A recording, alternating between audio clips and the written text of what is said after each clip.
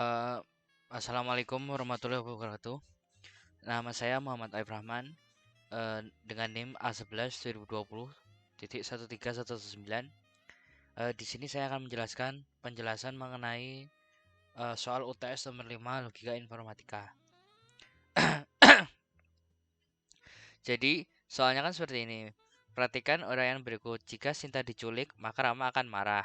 Jika Sinta diculik atau Rama marah, maka Rawana merasa senang. Saat ini Rahma tidak senang. Dengan demikian dapat ditemukan bahwa Sinta tidak dapat culik. Ini sudah dapat kesimpulannya ya.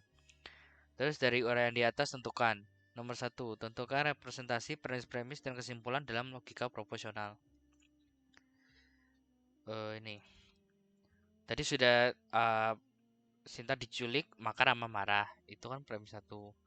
Terus jika Sinta diculik atau Rama marah, maka Rawana akan senang. Nah, itu premis 2.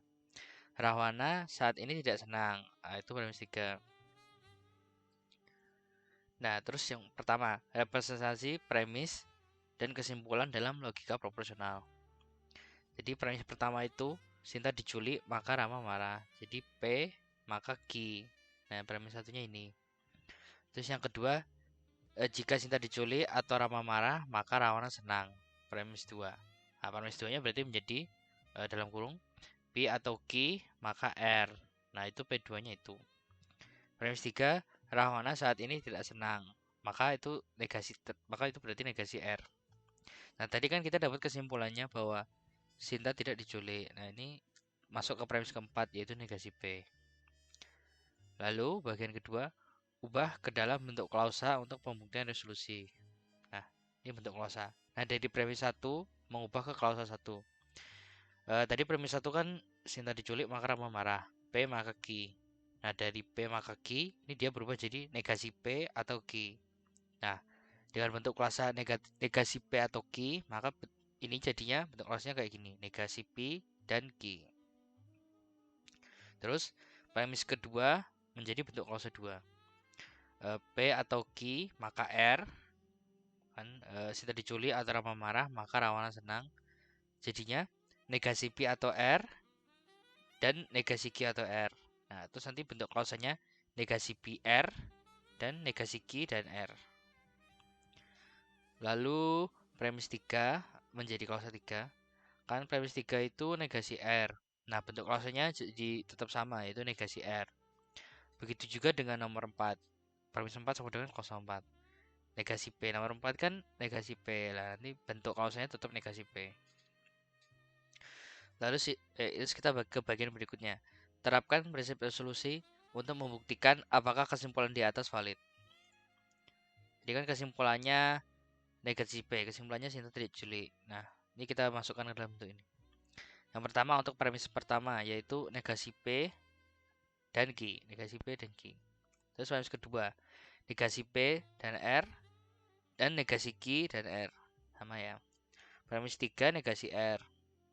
Lalu premis 4 negasi P. Nah, negasi kesimpulannya itu kebalikan dari kesimpulan. Kesimpulannya kan negasi P. Berarti negasi kesimpulannya ya negasi P tambah negasi P jadinya P doang. Lalu dari 2 dan 3. Nah, ini kan premis 2 negasi PR dan negasi QR. Premis 3 kan cuma negasi R. Nah, jadinya negasi P dan negasi Q dan R. Nah, ini R-nya yang ini menghilang. Lalu yang ketujuh dari 1 dan 5. 1 kan premisnya negasi P dan Q. Kalau 5 premisnya kan P.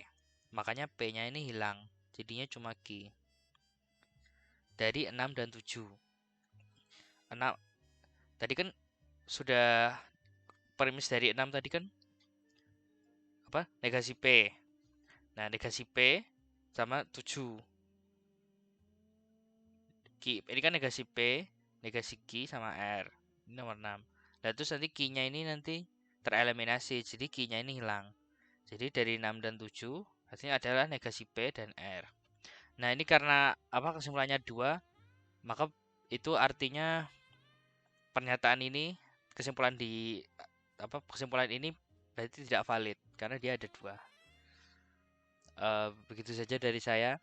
Terima kasih sudah menonton video ini. Wassalamualaikum warahmatullahi wabarakatuh.